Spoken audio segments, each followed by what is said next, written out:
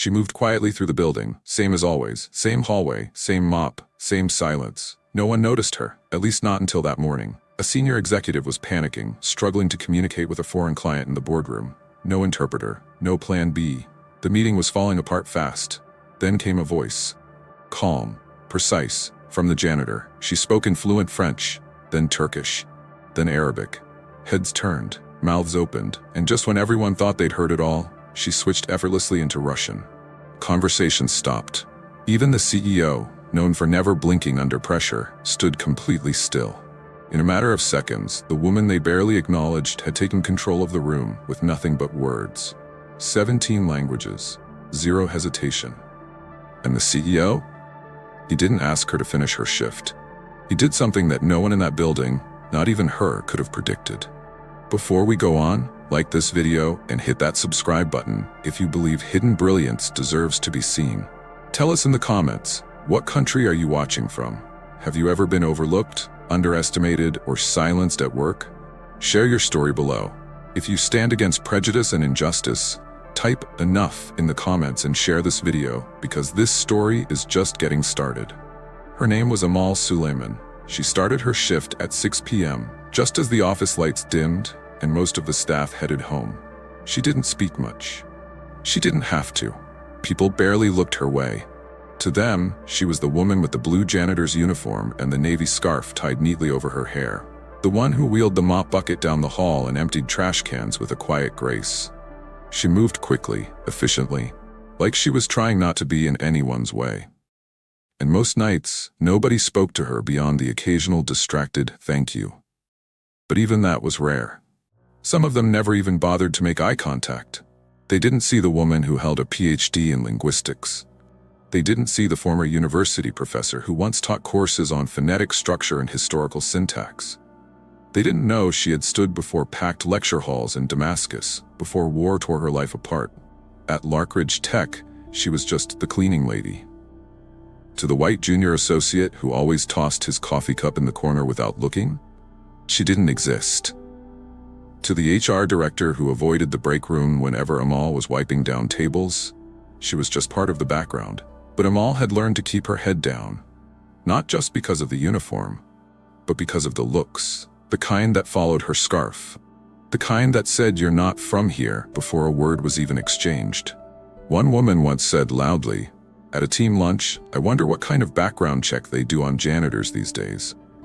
Amal had been 2 feet away. She said nothing, just kept wiping, because speaking up hadn't helped before.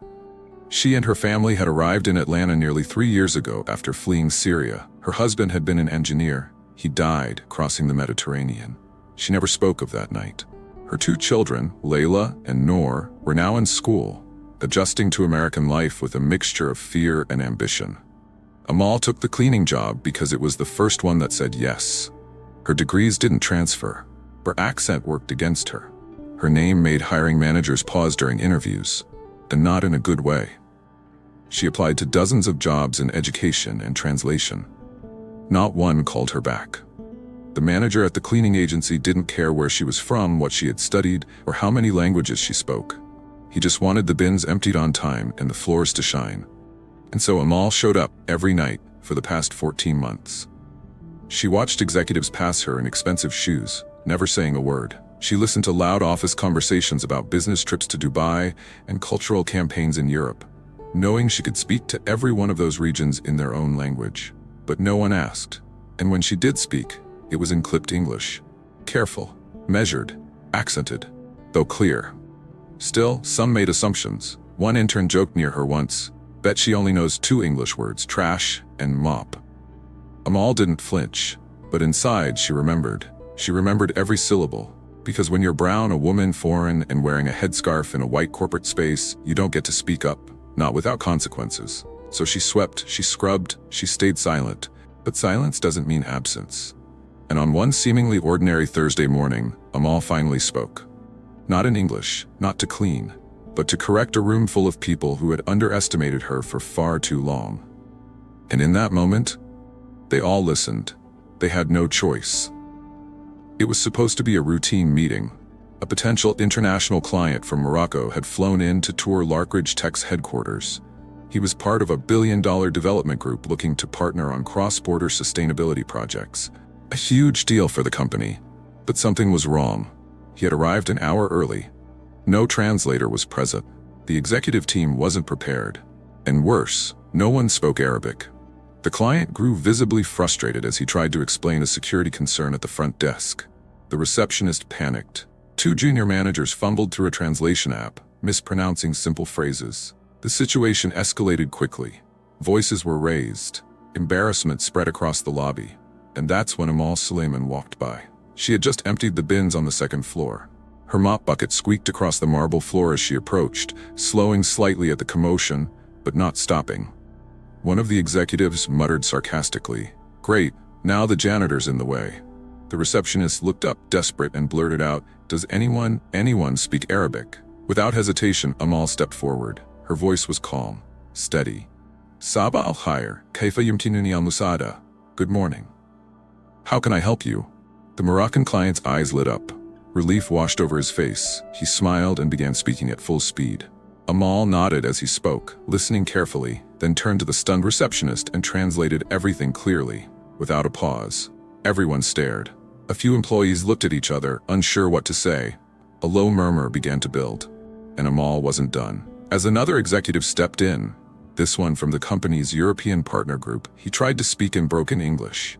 Amal, without blinking, responded in fluent French. Another colleague interjected in Turkish. She answered fluidly. Then someone in the back, as if testing her, threw in a phrase in Russian. She answered, with the right dialect. The lobby went still. Amal, the woman who had been ignored, brushed past day after day, was now standing at the center of the room, and no one was speaking over her.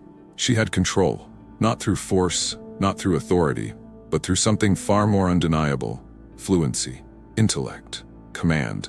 The CEO, Richard Klein, had been walking toward the meeting from the elevator. He saw the scene unfold. He stopped. He didn't say a word, just watched, as the woman he'd seen for a year, barely noticed, never spoken to directly, effortlessly connected with their highest value international guest. "Who is she?" he whispered to his assistant. The assistant stammered. "The cleaning lady. Amal, I think." Klein didn't respond. His eyes were fixed on Amal, and for the first time in months, he looked unsure. Someone pulled out a phone and began recording. A clip of Amal speaking 3 different languages in under 60 seconds would later bounce quietly around internal Slack channels, labeled WTF by one of the staff. But in that moment, no one was laughing. No one dared to interrupt. Amal finished translating, then turned, ready to return to her cart. That's when Klein stepped forward. "Wait." Amal stopped, her face unreadable. The room was dead silent. He walked up slowly, adjusting his tie, and asked quietly, "How many languages do you speak?" Amal didn't smile. She didn't flinch. 17, she said. He blinked. 17? She nodded. Pashto, Dari, Farsi, Arabic, Turkish, Urdu, Russian, German, French, English, others. Klein stood there, stunned. Everyone else in the lobby was watching now. "And you've been working here as janitorial staff?" "Since last year," she replied. "It's the only job I could get." There was no self-pity in her voice. Just fact. Klein looked around. The executives avoided eye contact. Some were still trying to process what they'd witnessed. Others were suddenly remembering all the times they'd ignored her, spoken about her like she wasn't there. He motioned for her to follow him. "Come with me," he said.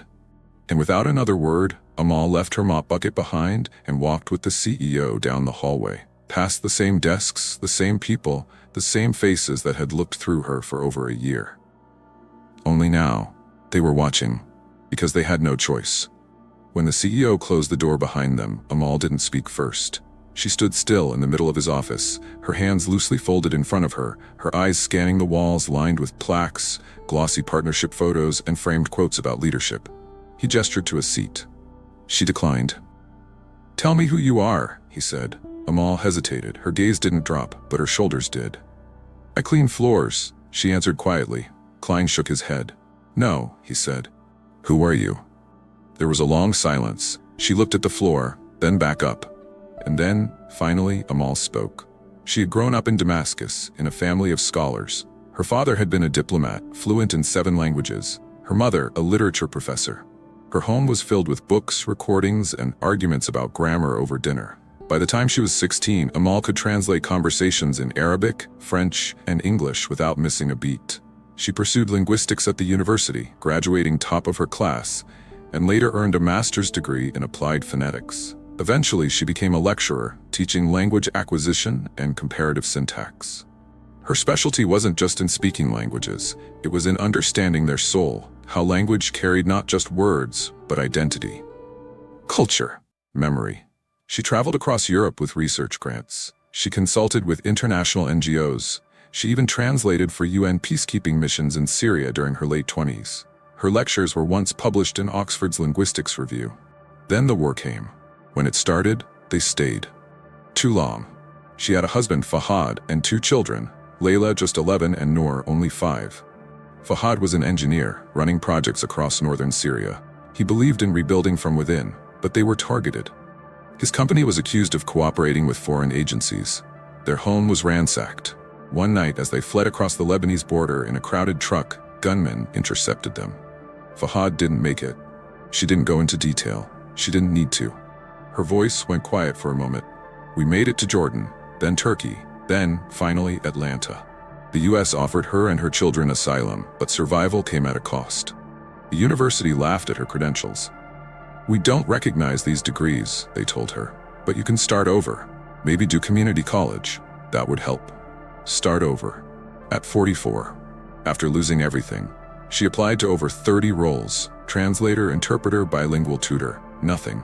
She was told her accent was too strong. One interviewer said she might confuse clients. Another asked whether she had permission to work legally, so she stopped trying. She took the first job that paid consistently. Janitorial staff at Larkridge Tech, 6 days a week, nights only. She kept her scarf tight, her head down, and her past to herself. She hadn't told that story in years, not because she was ashamed, but because no one had ever asked. And even if they had, she doubted they would have believed her.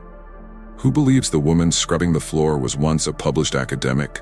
Who listens when the voice comes from someone they've already decided doesn't matter? Not in that building. Not in that uniform. Not with that name. Not with that scarf. And yet, in that moment, standing in the CEO's office, Amal didn't ask for pity. She didn't apologize for her past. She didn't even ask for opportunity. She just told the truth. And Klein? For once, he had nothing to say. He looked at the woman he had passed in silence for over a year and realized he had never seen her. Not really. To him, she'd been a fixture. Like a rolling trash cart or an air vent, something that served a function, not someone with a name, a history, a mind. And now all of that was staring back at him. 17 languages, a career destroyed by war, a life rebuilt in silence, a woman the entire company had chosen not to see. He finally sat down, as if the weight of her story had taken something from him. "Thank you," he said softly. She simply nodded. But this moment wouldn't stay behind his office door. It would ripple across the building into boardrooms, through inboxes and break rooms, because the janitor wasn't just a janitor anymore. And no one at Larkridge Tech could pretend not to know who Amal Suleiman was, not after this. That night, CEO Richard Klein didn't sleep. He had replayed the moment in his head a dozen times: the janitor, the client, the languages. Not once had she paused. Not once had she stumbled. She had translated 3 highly technical conversations in less than 10 minutes. Calmly, flawlessly. And the worst part? She had done it better than anyone on his team. That realization kept echoing in his mind. The person most equipped to represent his company wasn't in a boardroom. She was scrubbing its floors. And they had all looked right through her. At 8 a.m. the next morning, Richard walked into the office ahead of schedule and told his assistant, "Clear the 10 a.m. window. Full department heads, no exceptions." A company-wide meeting was rare. One on short notice, practically unheard of. By 10:05, the conference room was packed.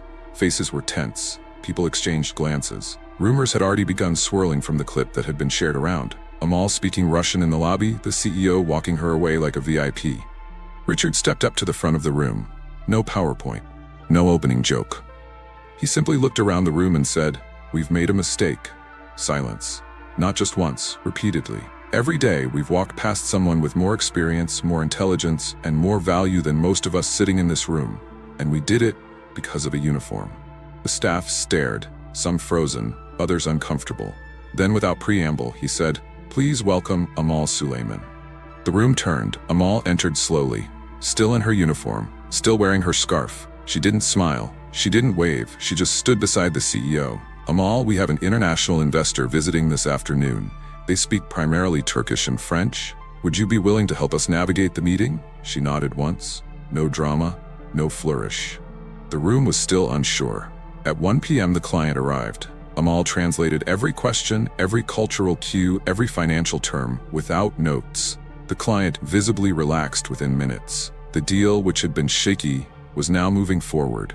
At one point, the investor turned to Klein and said in French, "She's the most impressive person I've met here. You should be proud." And Klein, for once, agreed. The following morning, a message was sent to all staff. Effective immediately, Amal Suleiman is being appointed to the position of Director of Global Language Strategy. Her responsibilities will include leading all international communications, overseeing translation protocol, and mentoring staff on cross-cultural strategy. Her position will report directly to the executive team. The office buzzed. Some applauded the decision. Others were stunned. A few called it a publicity move. One executive whispered, "He's just trying to look progressive." Another mumbled, "You don't just give director roles to janitors overnight." But those who had actually watched Amal speak, who had seen her knowledge in action, they knew it wasn't a handout, it was recognition, long overdue.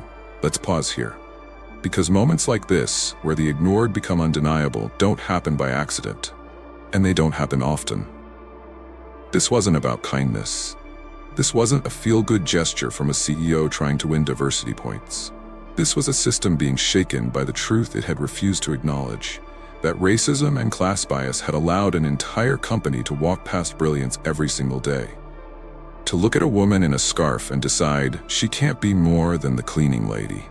Even though she spoke 17 languages.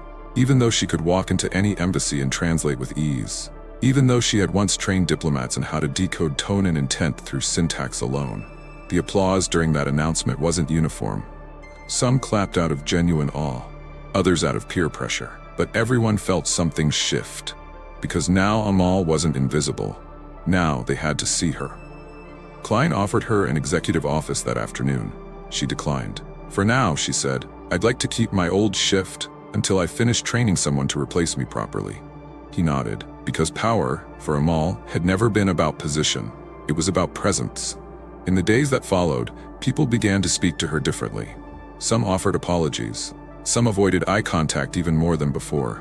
A few still refused to accept her new title, opting to call her Miss Amal instead of Director Suleiman. But the corner office had her name on it, and more importantly, so did the results. With Amal Suleiman in leadership, the building started to feel different. It wasn't a switch, it was a shift. There were no balloons, no grand campaign about diversity, no plaque in the lobby. But if you paid attention, you saw it. You saw it in the small things, like the receptionist, who now greeted night shift workers by name instead of waving them past with a distracted nod. Or the project manager who started learning basic Spanish phrases to connect with the cleaning crew, not because she had to, but because she finally realized she should have been doing it all along. The shift wasn't performative. It was the result of something Larkridge Tech had never truly had before. A leader who had been invisible. And chose not to stay that way. Amal didn't make announcements. She didn't issue demands. She built bridges. She began by establishing a translation initiative, recruiting multilingual employees across departments, and offering stipends for language contributions. Suddenly, speaking more than English wasn't treated like an interesting skill. It was a strategic asset. Signs in the building were updated to reflect multiple languages. Client materials were rewritten to honor cultural nuance, and more importantly, she made sure no one else in the company was ever ignored because of their accent or title. One of her first acts as director was quiet, but powerful. She asked to attend janitorial team meetings, not as a guest, as a colleague. The same people who had once seen her mop alongside them now looked at her differently, some with pride, others with confusion. But she never separated herself. "I'm not above you," she told them. "I'm just visible now." Then came the mentorship program. Amal partnered with a local refugee resource center to create pathways, a mentorship and internship program that connected skilled immigrants and refugees with corporate opportunities. She personally mentored 6 women, 2 from Ethiopia, 1 from Yemen, another from Iraq, and 2 young women from Sudan. All of them had degrees. All of them had been cleaning offices or working low-wage jobs. None had ever been invited into a professional space until Amal reached out. "You belong here," she told them, and for the first time, they believed it. Inside the company, things kept shifting. Employees who once rushed past support staff without a word now stopped to talk. Not out of guilt, out of awareness. Cultural bias training wasn't just mandatory, it was effective. It wasn't about watching a video and checking a box. It was about looking around and realizing who had been left out of the conversation, and why. It wasn't perfect. There were still people who questioned her authority. There were still staff members who avoided her in meetings. But they didn't define the culture anymore, because something deeper had changed. Language, once a barrier, had become something to be celebrated. Difference, once a reason for suspicion, was now a source of strength. And Amal, once erased, was now leading from a place they could no longer ignore. It's easy to write a policy, harder to change a culture. But when leadership comes from someone who's lived in visibility, they don't just see the gaps, they close them. How many Amal Suleimans are scrubbing office floors while holding degrees? How many gifted minds go ignored not because they lack skill, but because of the way they speak? Because of the name on their application? Because of a scarf on their head, or the color of their skin? That's not just a question for this story. That's a question for every building, every break room, every boardroom. And the answer? It's staggering. In the United States alone, over 2 million immigrants with college degrees are either unemployed or working jobs that don't require a degree. They're driving taxis, delivering food, working in kitchens, or like Amal, cleaning offices full of people who don't know who they really are. A Migration Policy Institute study found that 1 in 4 highly skilled immigrants in the US is underemployed or invisibly qualified. The main barriers? Accent, documentation delays, skin color, stereotypes, credentials from other countries are often dismissed. Foreign experience is ignored. And when they walk into the room wearing a headscarf or with an unfamiliar name, they're seen as the help, not the hope. And if you think this story is rare, go online. Scroll through Reddit, forums, comment sections. You'll find voices like these. My mother was a pediatrician in Nigeria. She works as a CNA now. No one in her building knows she once ran an entire hospital ward. My uncle was a mechanical engineer in Pakistan. Here, he does Uber at night and dishes during the day. I was a chemistry lecturer back home. Now I stock shelves. These aren't exceptions. These are patterns. And they don't exist because these people couldn't make it. They exist because systems weren't built to see them. Let's talk about language. Amal speaks 17 languages, but she had to keep her words inside for months because her accent triggered assumptions. In corporate America, an accent is often mistaken for incompetence. A soft voice is mistaken for uncertainty. A scarf is mistaken for submission, and all of it becomes an excuse to exclude. Let's be clear. Accent is not a flaw. It's a sign of someone who speaks more than one language. That's not a weakness. That's a superpower. But we live in a culture that rewards the familiar and penalizes difference, even when that difference carries brilliance. Here's the cost of that blindness. We lose innovators before they get the chance to speak. We silence voices that could connect cultures, expand markets, heal communities. We waste human potential, not because it isn't there, but because we weren't trained to recognize it unless it comes wrapped in a familiar package. Every time we assume someone's intelligence based on their job title, we reinforce a system built to keep power in the same hands it's always been in. And every time we reduce someone's value to what they wear or how they sound, we tell an entire generation, you don't belong here. The world misses out when we label people by the job they have instead of the skills they carry. How many breakthroughs have we missed because we didn't invite the right person to the table? How many classrooms are being cleaned by women who once stood in front of them as professors? How many of our most overlooked workers could be our greatest teachers, if only we'd looked up? And here's what hurts the most. Some people will only believe Amal's story is possible because it had a happy ending, because a CEO finally saw her, because her skills were undeniable. But what about the ones who are just as brilliant and stay invisible? What about the woman at the hospital pushing the mop at midnight? What about the man behind the delivery van's steering wheel, whispering formulas to himself because no one will hire him to teach? The truth is, Amal's story is extraordinary, not because she speaks 17 languages, not because she rose in a corporate structure that was never meant to include her, but because someone finally stopped looking through her and started listening. Amal Suleiman didn't stop at a title change. She could have. No one would have blamed her for settling into the corner office and staying quiet. After all, she'd earned it, twice over. But silence had already stolen years from her. Silence had already buried too many stories like hers. So she did something she'd been waiting to do for a very long time.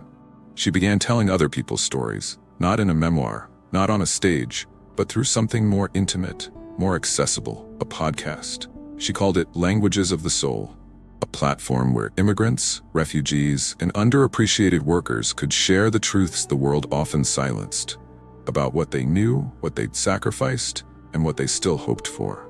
One of her first guests was a dishwasher from Ethiopia who had once been a mechanical engineer. Another was a woman from Iraq, a trained midwife now working as a hotel housekeeper. Each episode was a quiet act of rebellion, against invisibility, against prejudice, against the lie that some voices don't matter. The podcast didn't just go live, it went viral, quietly at first, then rapidly. One clip of Amal speaking 5 languages in a row during an interview hit 1 million views in 4 days. Soon, corporate partners began to reach out. A global HR firm asked her to advise them on equitable hiring practices. A university invited her to deliver a lecture on linguistic bias in modern workplaces. A public education nonprofit asked her to consult on curriculum, how to help American-born children appreciate language diversity in their classrooms. She didn't say yes to all of them, she didn't have to, but she said yes to enough. Because she had a mission now. And it wasn't about being heard, it was about making space for others. Then came the documentary crew. They heard her story through the podcast and flew in from Toronto. They wanted to know everything.